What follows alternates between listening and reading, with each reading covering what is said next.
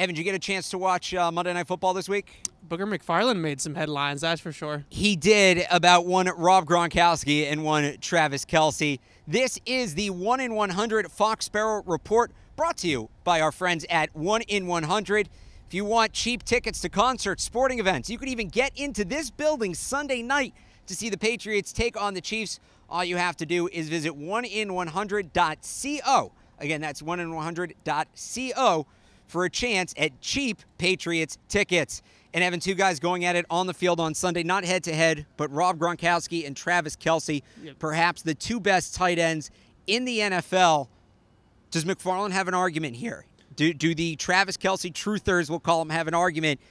Is there a case to be made that Travis Kelce is better than Rob Gronkowski? I'll say this. The gap between the best tight end in the league, Gronk, and the second best tight end in the league, Travis Kelce, is as close as I've seen it since Gronk came into the league in 2010, or really to when that 2011 season when he broke out and was an absolute force from that point on.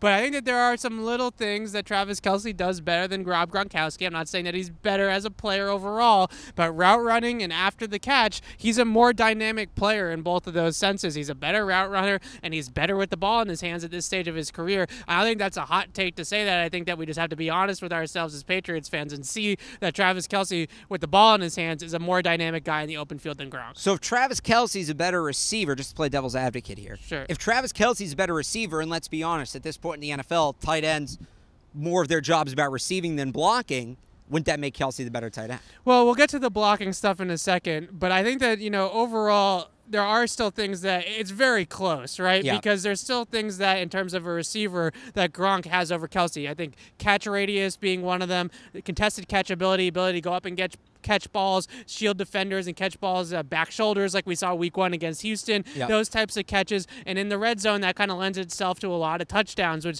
Travis Kelce, Rob Gronkowski, you compare their career touchdown marks, it's Rob Gronkowski by a mile. So I think that red zone and his ability to kind of be a force and be more of a physical force as a receiver versus being more of a possession guy is kind of still in favor of Gronk. So it keeps it close. Does the blocking do enough to separate them? Yeah, so I think that the main difference is, and Travis Kelce has come a long way with his blocking since his rookie season. He really was not a good blocker at all at the beginning of his career. He's developed into a solid blocker. But I think the difference is for Gronk, he's a featured part of the Patriots' blocking schemes, especially when they run the football. We're not talking about a guy that's just kicking out an end on certain plays or, maybe getting out in front and whamming somebody or something like that. We're talking about a guy that is a center point of the blocking scheme. He's allowing other guys to do different things. He's essentially a sixth offensive lineman. That's how they treat him. So I think that him being such a focal point of what they do in the running game is more so than Travis Kelce, where Kelce is more just there to take up a block,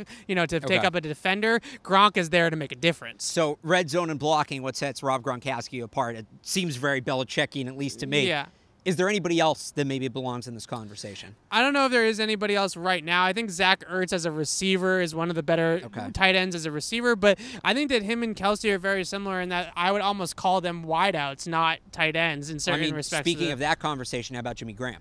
Jimmy Graham back in the day was a great wide receiver. Yeah. He did not do anything close to what Gronk does in the blocking game. He was not a blocker at all. I think that in terms of a guy that can do both block and receive, Greg Olsen, other than Kelce, was probably the guy that's the closest at the peak of his career. Greg Olsen was very good in both areas.